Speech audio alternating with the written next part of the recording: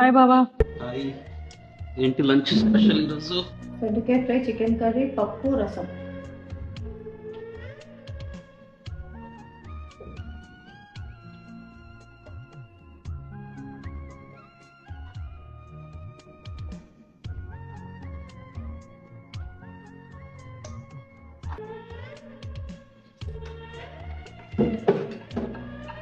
అక్క కూర్చుంటావు కదా ప్రియా.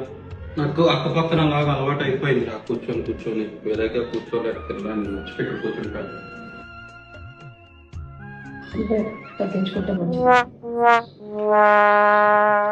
ఏంటి బావా రోజు రోజుకి సన్నగా అయిపోతున్నావు? నేనేమో నీ పాత పిక్చర్స్ చూశాను, మాతో చాలా లావుకున్నాడు. ఏయ్ నిజంగానా? యా నిజంగానా? నిజంగానే బాబు, సన్నబడ్డావు కదా, ఎన్నిసార్లు తెప్పించుకుంటావు? ఏంటో సీక్రెట్ బావా? సీక్రెట్ ఏం లేదే, నువ్వు కూడా ఐశ్వర్య దంపుడు బియ్యం తిని నువ్వు కూడా తగ్గిపోతావు. అవునా? అవి దంపుడు బియ్యం అని చెప్పేసి ఐశ్వర్య రైస్ వాళ్ళవి. ఒక 2-3 months అయింది వాడడం మొదలుపెట్టినప్పటి నుంచి ఐ కెన్ ఫీల్ లైట్. నాకు ఇదివరకు బాగా బ్లోటింగ్ ఎక్కువ ఉండేది, ఆ బ్లోటింగ్ మొత్తం పోయింది ఇప్పుడు. అండ్ ఆల్సో గ్యాస్ట్రిక్ ప్రాబ్లం కూడా బాగా తగ్గిపోయింది.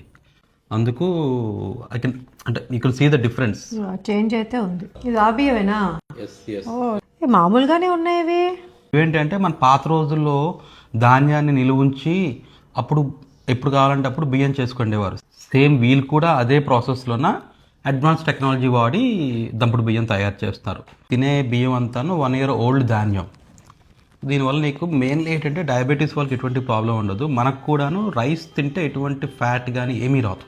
సో ఇదే నా సీక్రెట్. టేస్ట్ కూడా బాగుంది, అసలు ప్లెయిన్ రైస్ లాగే ఉంది. బాబా ప్యారిస్లో కూడా దొరుకుతుందా మనకి ఇది? ప్యారిస్లో దొరుకుతుందో తెలియదు, కనుక్కోమంటే నేను కనుక్కుంటాను. బట్ ఇక్కడ నీకు పట్టుకెళ్ళిపోవచ్చు కదా, నువ్వు ఒక 10 kg రైస్ బ్యాగ్ పట్టుకెళ్ళిపో. అలాగే నీకు వెయిట్ ఎక్కువ ఉంటుంది కదా. అక్క నీకే పని, నువ్వే పంపించాను నాకు ఇది. లేదు అంటే జస్ట్ ఇక సింపుల్గా ఇది 5 kg రైస్ బ్యాగ్ రా. ఇది కావాలంటే నీకు 2-3 పట్టుకెళ్ళిపో. నీకు యాక్చువల్గా ఒక 3-4 months సరిపోతుంది. తెప్పించి బావా.